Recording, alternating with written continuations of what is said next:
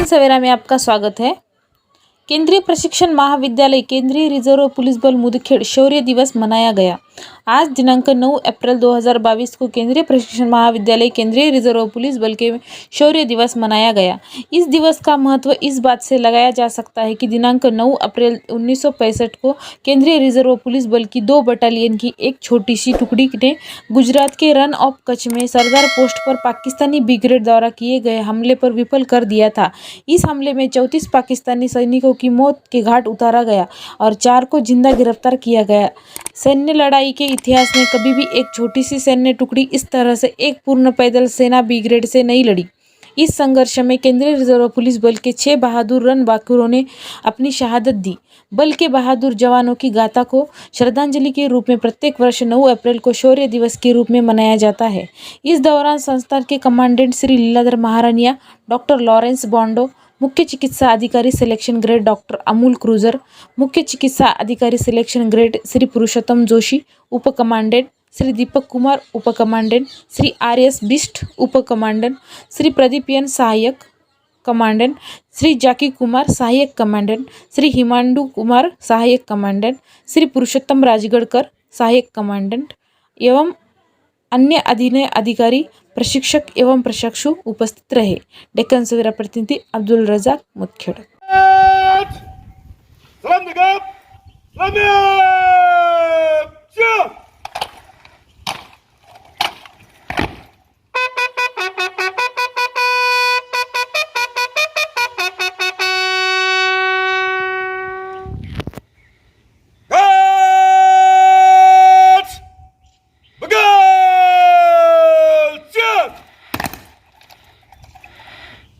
घाट निरीक्षण के लिए हाजिर है श्रीमान।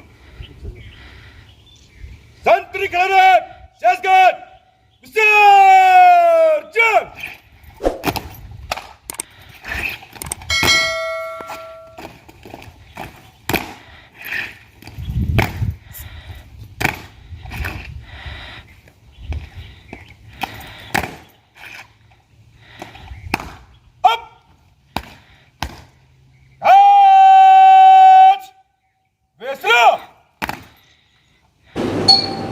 CRPF आज 9 अप्रैल को एक अपना शौर्य दिवस मना रहा है।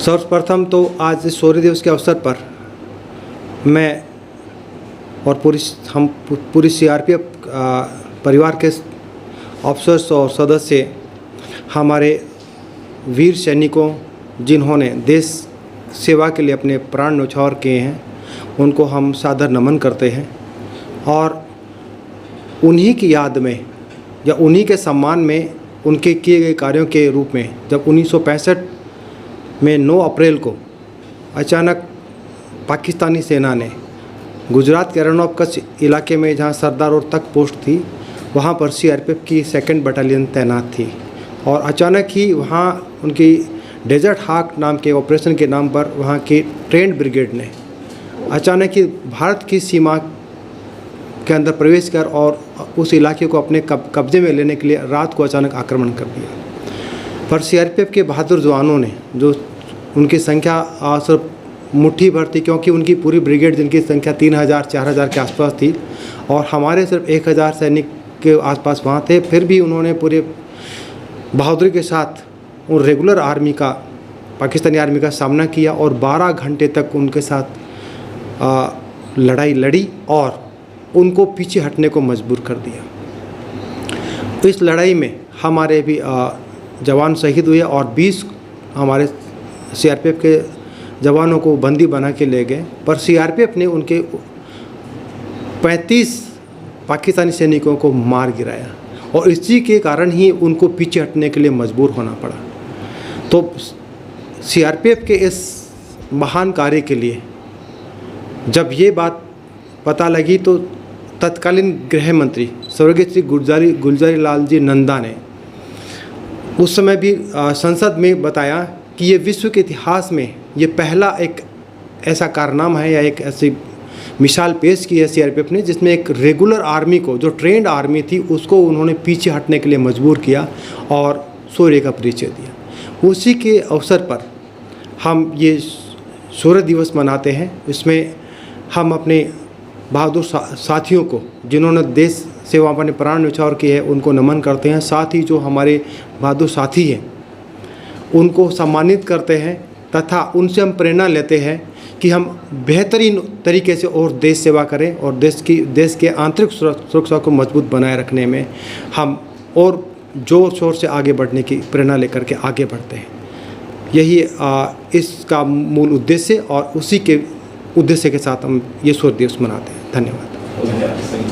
तो कैंपस के प्रोग्राम्स कैसे है कि सबसे पहले तो हम जो इसमें इस्तेमाल करते हैं कि हम क्वार्टर गार्ड पे नया फ्लैग होस्ट करते हैं, सलामी ली जाती है। उसके बाद हम एक सैनिक सम्मेलन आयोजित करते हैं, विशेष सैनिक सम्मेलन, जिसमें हमारे इस उपलक्ष्य में जो घटनाक्रम का वर्णन देते हैं। साथ ही हमारे जो साथी जो वीरता मेडल प्राप्त हैं उनको सम्मानित करते हैं। उसके बाद एक शौर्य दिवस रन का एक दौड़ का आयोजन किया जाएगा। उसके बाद एक गेम्स के आयोजन किए जाएंगे अंतर कंपनी और टेंस के, और उसके बाद सांस्कृतिक कार्यक्रम और बड़ा खाना शाम को आयोजित किया जाएगा। ये प्रोग्राम है। इसके अलावा भी बहुत से प्रोग्राम होते हैं, पर इस कैंपस के लिए हमारे इतना ही है, क्योंकि बाकी बैंड हमारे पास नहीं, तो बैंड भी महत्वपूर्ण स्थानों पर बैंड धुन भी बजाई जाती है, पर बाकी बड़े बड़े शहरों में उसका आयोजन किया गया है। ये हमारा मुख्य उद्देश्य। साथ ही इसके साथ ही हम संदेश देना चाहते हैं कि हम भारत की आंतरिक सुरक्षा के लिए प्रतिबद्ध हैं और देश में कहीं पर भी यदि कोई समस्या होती है उसको निपटने में सक्षम है, और देश की और समाज सेवा के लिए CRPF सदा तत्पर है और अग्रणी रहेगा। धन्यवाद।